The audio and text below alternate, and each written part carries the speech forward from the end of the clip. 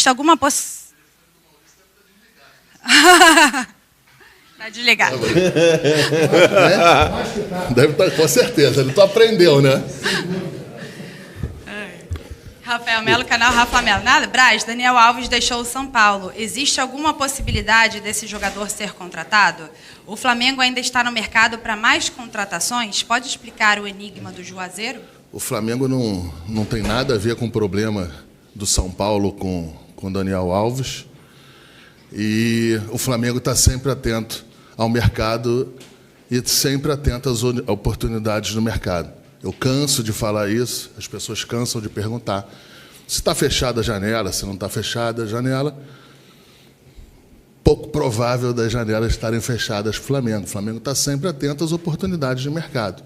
Isso aí não quer dizer absolutamente nada em relação ao Daniel Alves. O Flamengo não tem nada com esse problema em relação ao São Paulo, não sei nem se tem problema. Enfim, essa é o que eu posso falar.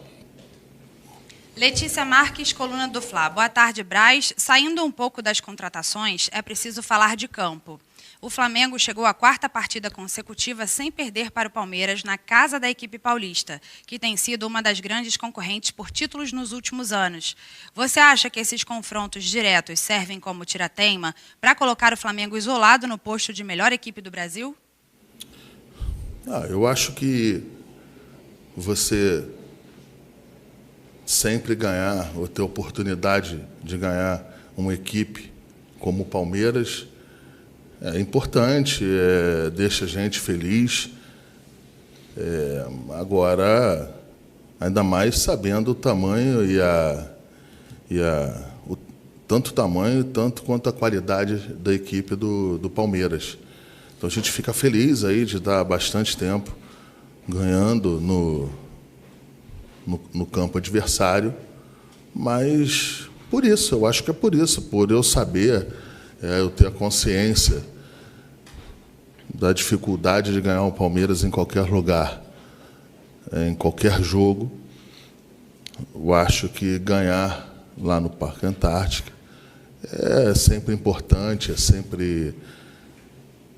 eu acho que é sempre uma demonstração de força do nosso elenco em função disso aí. Mas eu fico feliz por isso, não por eu saber o tamanho do Palmeiras, a força da... Não posso falar da torcida agora, porque está sem torcida, mas, enfim, eu tenho essa consciência. Eu acho que é isso que nos deixa feliz por saber desse tamanho, desse obstáculo, e estar sempre ganhando deles aí, pelo menos de 2019 para cá, todos os confrontos foram bons para o Flamengo. Wesley Ramon, portal Urubu Interativo. Boa tarde, Braz. Nessa janela, o Flamengo foi em busca de contratações pontuais e de nível de seleção brasileira. Podemos dizer que o Davi Luiz é a última contratação de jogadores livres ou a torcida pode esperar ainda mais? Eu não vou deixar nenhuma expectativa em relação a nenhuma contratação. Uma coisa é uma oportunidade de mercado, uma coisa é uma chance de você ainda qualificar esse elenco do Flamengo. Outra coisa é você estar atrás à caça no mercado. Os jogadores que a gente queria, nós fomos atrás com todas as dificuldades do mundo, conseguimos trazer. Desde o primeiro momento aqui, eu falei em Kennedy, no segundo momento a gente falou no Andréas, e no terceiro momento a gente começou a construir o Davi Luiz. Esses três eram os três, cada um no seu momento, em que a gente entendia que qualificavam um elenco, conseguimos trazer com a força, já fiz os agradecimentos aqui possíveis aqui, e é isso. Agora vamos ver se esses três aí, se eles, de fato, qualificam o elenco no sentido da gente conseguir os resultados possíveis e os resultados desejados por nós, diretoria, e, claro, para a torcida imensa do Flamengo em todo o mundo. Mauro Santana, canal do Mauro Santana. Braz, qual a avaliação da atuação do Flamengo no mercado neste meio de ano? É muito difícil a gente fazer uma avaliação nossa, né? É muito difícil. O que eu posso falar é que, com as dificuldades em que o Flamengo tem em relação à parte financeira do que se diz na parte da perda de sócio-torcedor, do público, que é importantíssimo, do ticket, o Flamengo perdeu quase mais de 250 milhões de reais nesses 2 anos. E isso aí, é evidente que isso aí foi o grande ponto de dificuldade para a gente. Mas diferente, é até uma oportunidade para mim falar um ponto, vou aproveitar essa pergunta do Mauro, que no começo da janela tinham várias críticas que a gente só contratava com dinheiro. Mas essas críticas elas não eram, na minha avaliação, não eram, eu acho que estavam um pouquinho exacerbadas. Se você fizer uma análise, desde o primeiro jogador que a gente trouxe de nível internacional, o primeiro foi sem dinheiro também, que foi o Gabigol. O Gabigol, o Flamengo não gastou nenhum real para estar aqui em 2019. Foi muito esforço meu e do Bruno para que esse jogador super contestado,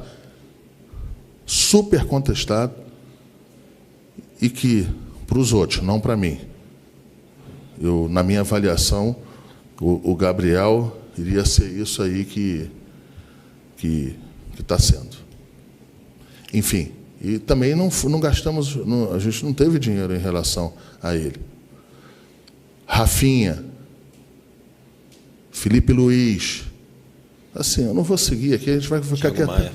Thiago Maia. O Flamengo não gastou R$1.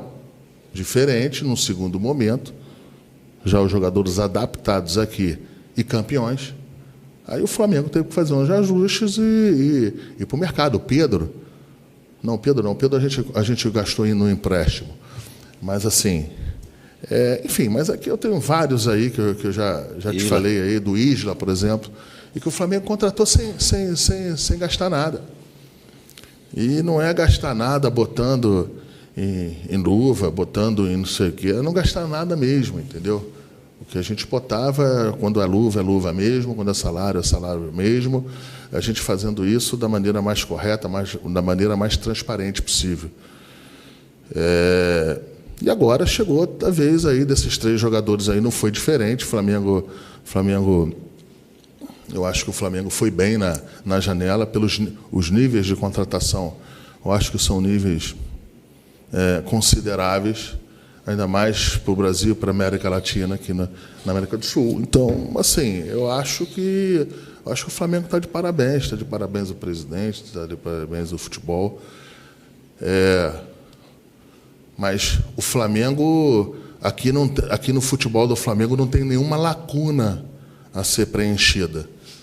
Aqui as lacunas aqui foram preenchidas pela gente mesmo. Quando faltou dinheiro, a gente vendeu o jogador. A gente se expôs vendendo o jogador, como o Gerson. Você acha que eu queria vender o Gerson? Eu queria vender o Gerson. Mas era uma proposta que era muito boa, mudava a vida do Gerson e era importantíssima num determinado momento para o Flamengo. E, em outros momentos, a gente precisou fazer algumas vendas complementares para ter um colchão de conforto financeiro. E é isso, eu acho que eu vou deixar as outras pessoas avaliarem. Eu fico desconfortável em eu fazer uma avaliação, entendeu? Mas eu acho que o Flamengo foi bem, eu acho que está todo mundo de parabéns. Raíza Simplício, Gol. Marcos, boa tarde. Vocês já têm alguma posição sobre os jogos adiados do Flamengo por conta da data FIFA? Você mostrou preocupação com jogos em curto espaço de tempo. Na minha última entrevista coletiva, em que algum jornalista, alguma pessoa falou no êxito da gente conseguir tirar os jogos ali que estavam em cima da data FIFA, e eu tinha essa preocupação, não que essa ação não fosse boa para o Flamengo, não foi bem feita aqui pelo clube. A ação foi bem feita, mas traz outras consequências em relação a esse calendário insano.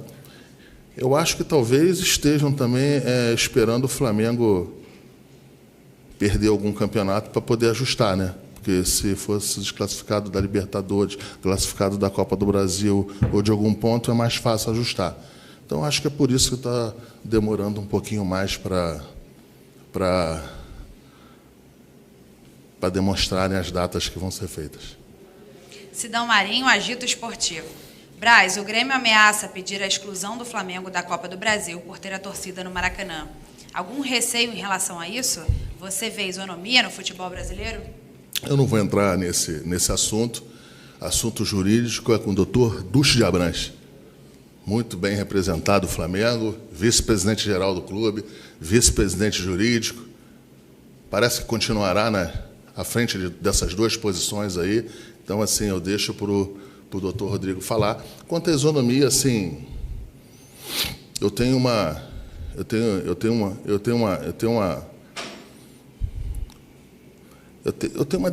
por mim aí que, assim, tem alguns pontos que eu acho que é impensáveis na dificuldade que a gente tem em relação a obter recurso, a você reverter essa situação do campeonato do futebol brasileiro que está. Eu acho que é insano não ter a volta do público ou as pessoas não entenderem que a volta do público é importante. Claro que sempre com a devida segurança, com os devidos protocolos, com as devidas ações governamentais, e o Flamengo cumpre todas elas para que o público venha para o estádio com segurança e com segurança a todos. Então, eu acho isso, eu acho que não deveria ter nenhuma ação. Eu respeito a posição do Grêmio, eu respeito quem pensa diferente, mas, assim, pelos números que eu vejo aqui, junto com o Bruno, a gente tem uma preocupação enorme de não ter público o mais rápido possível. E se o Flamengo está sentindo isso, está sangrando com isso, acho que os outros também estão, e acho que os outros também deveriam ter isso aí. Mais uma vez, para não ter mimimi nem história, com os devidos protocolos, com as devidas seguranças, com as devidas ações governamentais, com a saúde sanitária envolvida, com todas as pessoas que deem segurança a todas as pessoas, ao público em geral.